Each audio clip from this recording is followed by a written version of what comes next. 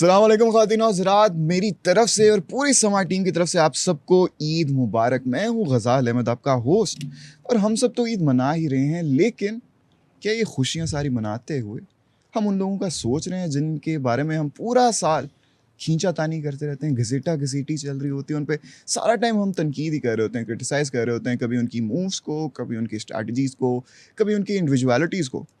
لیکن کیا ہم دوسرے پہلو پہ بھی نظر مارتے ہیں کہ وہ اپنی عید کس طرح منا رہے ہیں، ان پہ کس قسم کے دباؤ ہیں، خطرے ہیں؟ میں بات کر رہا ہوں ہمارے حکمرانوں کی، ہمارے پولیٹیشنز کی، ہمارے لیڈرز کی، جو کہ سارا سال ہماری جو فائرنگ ہوتی ہے، جن کو ہم نام دیتے ہیں تنقید کا، ہم اپنی بائسز اس میں انوالو کر دیتے ہیں، ہم ریشنالٹی سے ہٹ جاتے ہیں.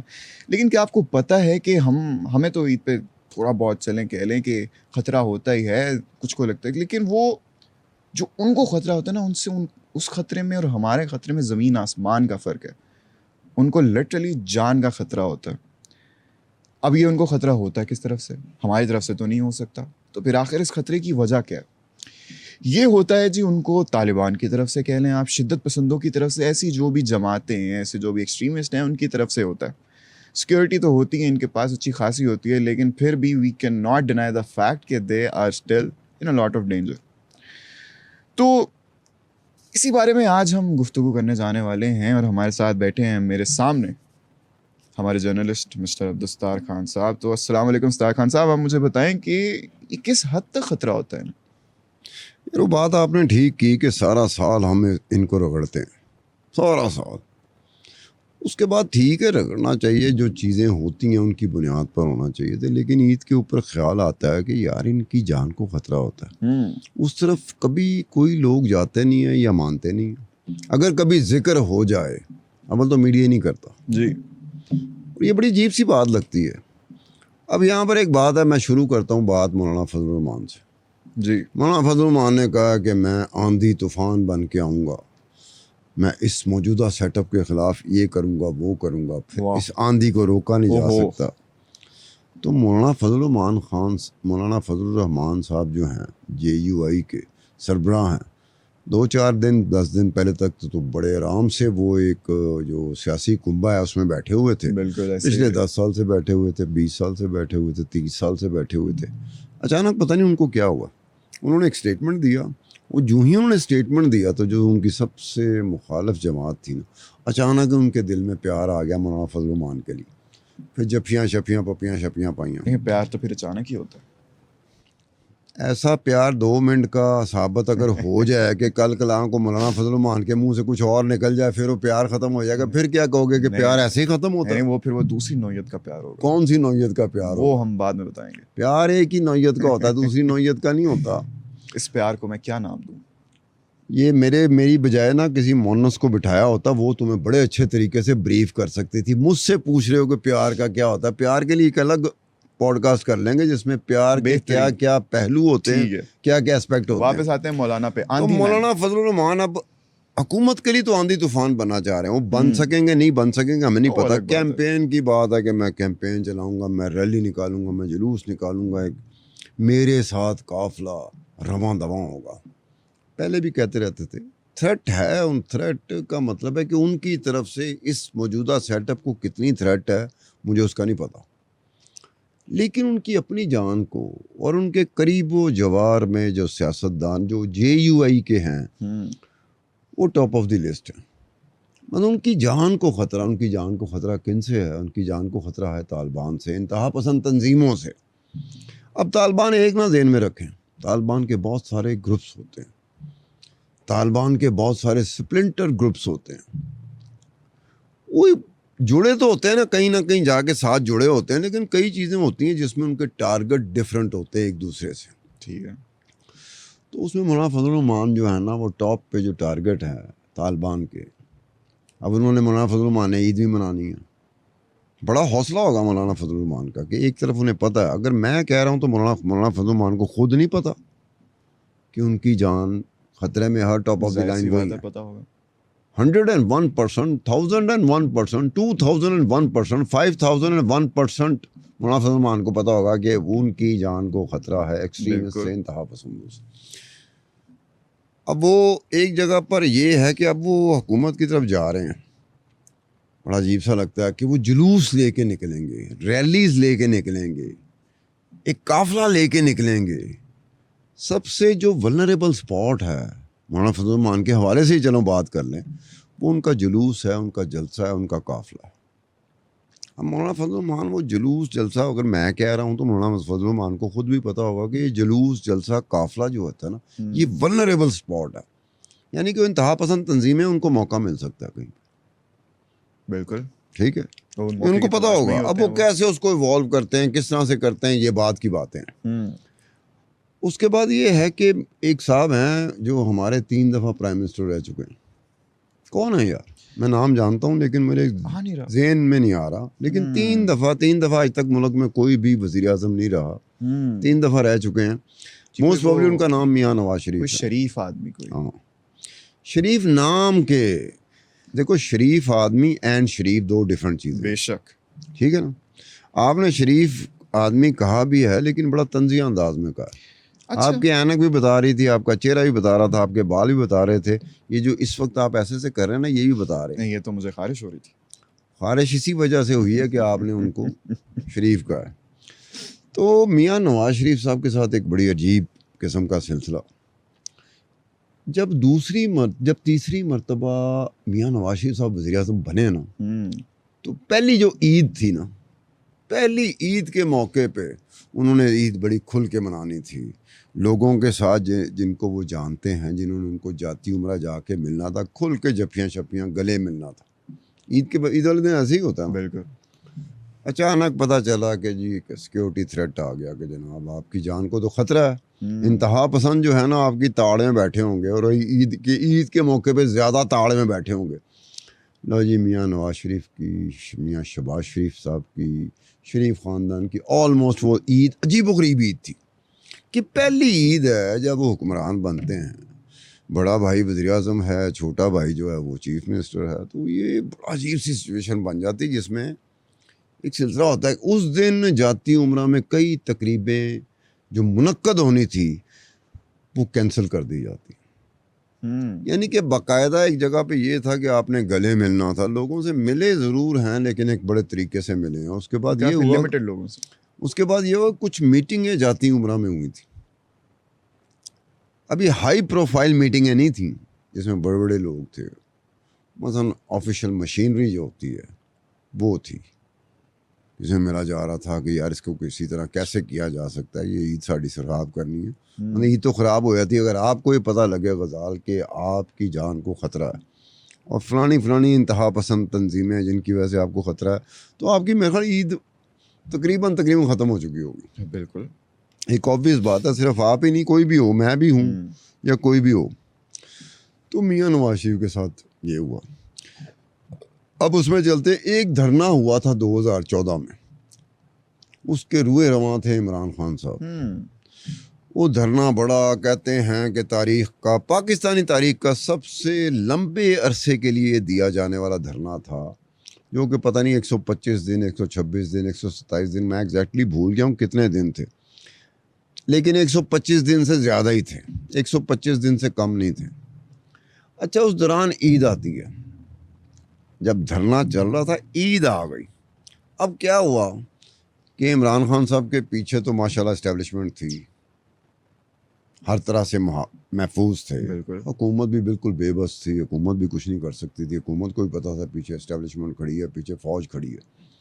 لیکن کچھ انتہا پسند تنظیمیں تھیں, انہوں نے کہا کہ روکڑا بڑھاؤ ورنہ تو عید نہیں منان دیں گے. تو ہم روکڑا کا مطلب سمجھتے ہو, پیسہ کہ جو فیس ہمیں دیتے ہو محفوظ رہنے کے لیے, اس میں اضافہ کرو. عید آ گئی ہے, پھر مجبوراً پھر Imran Khan P T I یا بار جو بھی مطلب پنٹر نہیں ہوتے, پیسہ پنٹر لگاتا ہے.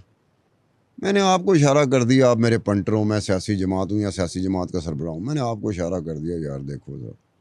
آپ نے کہا سر میں تو اسی کام کے لیے ہوں, آپ نے مجھے اسی کام کے لیے رکھا. تو ان کے ذریعے وہ کیا گیا, یعنی عید کا. پھر اس کے بعد ایک موقع آتا ہے کہ بڑی عجیب سی بات لگتی ہے کہ اس وقت مولانا فضل الرحمان اور عمران خان قریب تر ہوتے جا رہے ہیں, ایک دوسرے کو کھینچ رہے ہیں, ایک دوسرے کی کشش جو ہے نا وہ دونوں کو ایک دوسرے کی طرف کھینچ رہی ہے. لیکن ایک وقت میں یہ ہوتا ہے کہ مولانا فضل الرحمان ٹارگٹ ہوتا ہے ان ایکسٹریمسٹ کا, ان انتہا پسندوں کا, جہاں عمران خان سافٹ کارنر ہوتا ہے جہاں پہ, اور عمران خان ٹارگٹ وہاں پر ہوتے ہیں جہاں پر مولانا فضل الرحمان صاحب سافٹ کارنر ہوتے ہیں. اب یہ عجیب سلسلہ چلتا ہے. اچھا, عمران خان صاحب کو اس سے کوئی وہ نہیں ہے کہ میں سافٹ کارنر پہ ہوں, وہ کہیں گے یار میں نے کیا کیا ہے. ہاں, مولانا فضل الرحمان کا ٹارگٹ پہ ہے تو ٹھیک ہے, انہیں کچھ کیتا ہوئے گا. اسی طرح مولانا فضل الرحمان کہتے ہیں کہ یار اس سے مجھے کیا کہ میں سافٹ کارنر ہوں. ہاں, عمران خان اگر ٹارگٹ پہ ہے تو اس نے کچھ کیا ہوگا, یہ ان سے پوچھو, جا کے یہ کرو. اب یہ دونوں کا یہ سلسلہ, یہ اس طرح کی جو چیزیں ہوتی ہیں کہ طالبان ہو یا انتہا پسند ہو, وہ یہ نہیں دیکھتی کہ غزل الگ ہے اور ستار خان الگ ہے. جب وقت آتا ہے, جب کچھ نہ کچھ ہوتا ہے, کبھی آپ ان کا ٹارگٹ ہو جاتے ہو, کبھی میں ٹارگٹ ہو جاتا ہوں. لیکن اس میں سب سے بڑی جو قیمت ادا کرنی پڑی تھی وہ بے نظیر بھٹو کو ادا کرنی پڑی تھی. اس وقت یہ تھا کہ تقریباً جتنے بھی تھے ان کا گٹھ جوڑ ہو چکا ہوا تھا, اور یہاں تک ہوا کہ جنرل پرویز مشرف مرحوم انہوں نے ایک مرتبہ کہا بے نظیر بھٹو کی ڈیتھ کے بعد, ان کے مرڈر کے بعد, انہوں نے کہا تھا کہ a rough element of establishment وہ بھی بیچ میں تھا. لیکن جنرل پرویز مشرف نے اس کو ایلیبوریٹ نہیں کیا, مرحوم نے ایلیبوریٹ نہیں کیا کہ رف ایلیمنٹ آف دی اسٹیبلشمنٹ کیا مطلب کیا. انہوں نے یہاں تک کہا. تو یہ سارا گٹھ جوڑ ہو چکا ہوا تھا, اور اوپر سے یہ بات تھی کہ بے نظیر بھٹو ایسی دلیر خاتون کہہ لیں, ایسی دلیر لیڈر کہہ لیں, ایسی دلیر وزیر اعظم کہہ لیں, پاکستان کی ہسٹری میں شاید دوبارہ نہ آئے کوئی, نہ پہلے کوئی تھا نہ بعد میں کوئی تھا, کہ مارنے والوں نے جو اسٹیٹمنٹ دیا during the course of investigation, during the course of interrogation, جو اسٹیٹمنٹ آئے ان کے, پبلک تو نہیں ہوئے. بہرحال پبلک, یہ کوئی پبلک اسٹیٹمنٹ تھوڑی ہے کہ آپ نے کوئی بیان دے دیا ٹی وی پہ آ گیا تو پبلک اسٹیٹمنٹ بن گیا ساروں کو سن.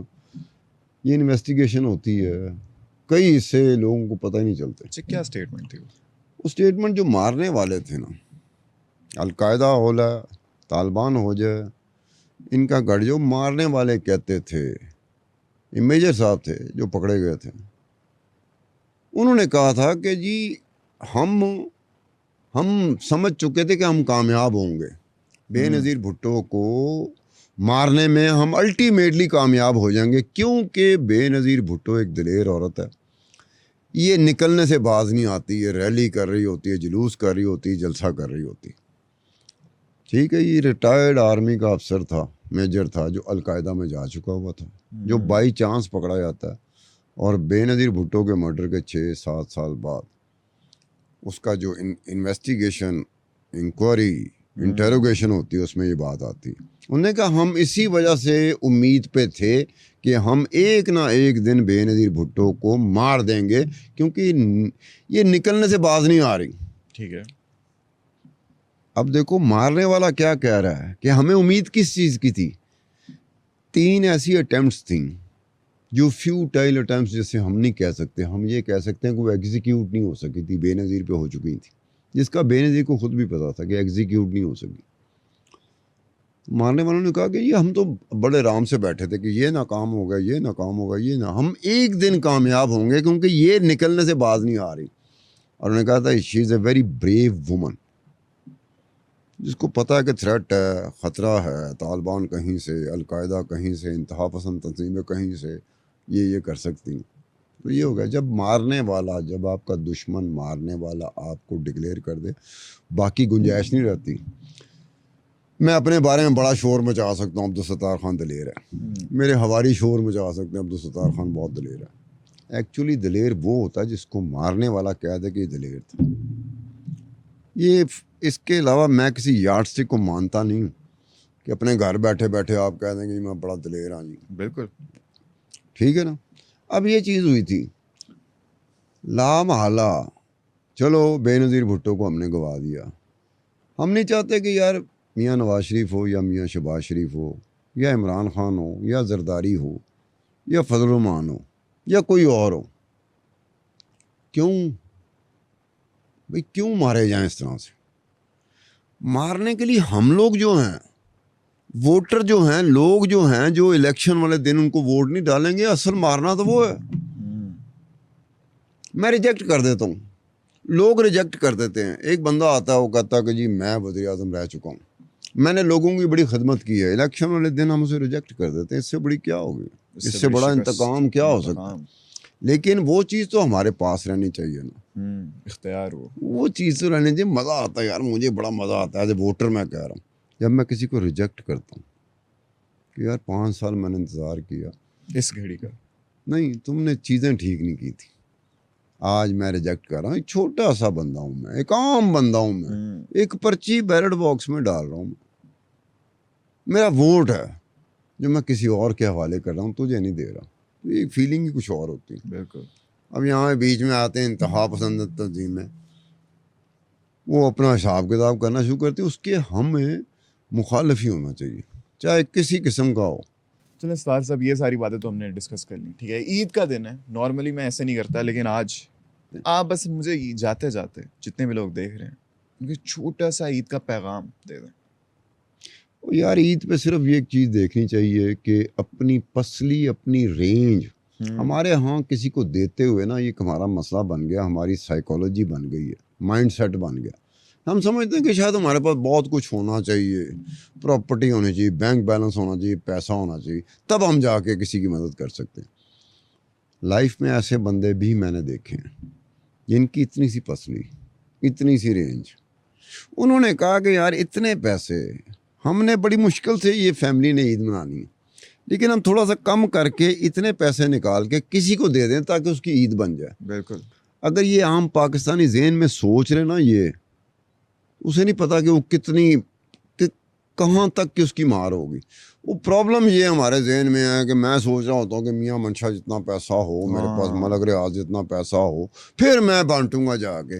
میں جو کام کر رہا ہوں، جو آپ کام کر رہے ہیں، ہم دونوں بھی مدد کر سکتے ہیں۔ بالکل۔ ہمیں جو مہینے کا پیکج ملتا ہے، اس پیکج میں دیکھیں کہ یار اتنے پیکج میں ہماری فیملی عید منا سکتی ہے، اس میں سے تھوڑے پیسے نکال دو۔ مثال کے طور پہ میں نے اگر اپنی بیوی کو 1,00,000 روپے دیا تو میں نے کہا تم 90,000 میں اپنا جو شاپنگ کرنی عید کی اپنی 90,000 میں کرنا۔ اس نے کہا میں تو دیکھ کے کہا کہ 90,000 میں کا 10,000 جو بچ جائے گا نا، وہ کسی ایسے کو دے دینا جو عید نہیں منا سکتا۔ 90,000 اور لاکھ میں فرق کیا؟ پہلے یہ بتاؤ، مجھ سے ڈیبیٹ کرو یار۔ 1,00,000 کی شاپنگ اور 90,000 کی شاپنگ میں کیا فرق ہے؟ Barely any difference.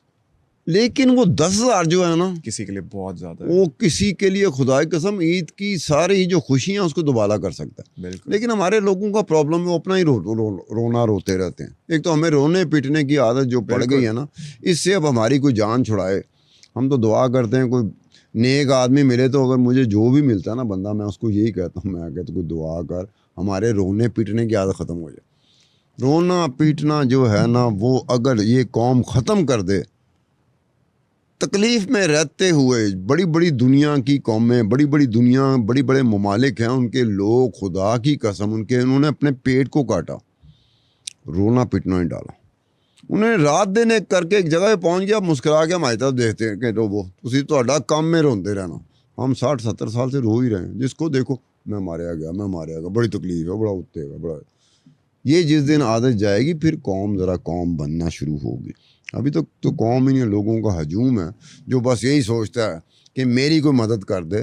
یہ کبھی نہیں سوچے گا کہ میں بھی کسی کی مدد کر سکتا ہوں، کیونکہ اس کے لیے اس کے معطل ہو چکے ہیں، اس کی فیکلٹی معطل ہو چکی ہے۔ وہ یہ سمجھتا ہے کہ یار میری کوئی مدد کر سکتا ہے، میں کسی کی نہیں کر سکتا۔ بالکل۔ اچھا، آپ کی بات کو میں سیکنڈ کرنا چاہوں گا کہ اس عید میں ستار صاحب اور آپ سب جتنے بھی دیکھ رہے ہیں ہماری یہ پوڈ کاسٹ، دیکھیں اس عید آپ کے ارد گرد جتنے بھی لوگ ہیں جو آپ سے لیس پریولیجڈ ہیں، آپ سے لیس فارچونیٹ ہیں، تھوڑا سا ان کا بھی خیال کریں، زیادہ نہیں تو تھوڑا ہی ان کو بھی دیں، ان کی خوشیاں جنریٹ کریں، ان کو ساتھ خوشیوں میں شامل کریں، کیونکہ آپ کا تھوڑا بھی کسی کے لیے بڑا زیادہ ہو سکتا ہے۔ تو ایک دفعہ پھر سے میری طرف سے، ستار خان صاحب کی طرف سے آپ کو بہت بہت عید مبارک، بہت خوبصورت عید گزاریں, میٹھی میٹھی عید گزاریں اپنے چاہنے والوں کے ساتھ, اپنے ارد گرد کے لوگوں کے ساتھ خوشیاں بانٹیں, اور دنیا بھر کے جتنے بھی مسلمان ہیں جو کہ اپنی دشواریوں میں مبتلا ہیں ان سب کے لیے دعا کریں. آج کے لیے اتنا ہی, آپ سے ملاقات ہوگی ان دا نیکسٹ ایپیسوڈ. تب تک کے لیے اللہ حافظ.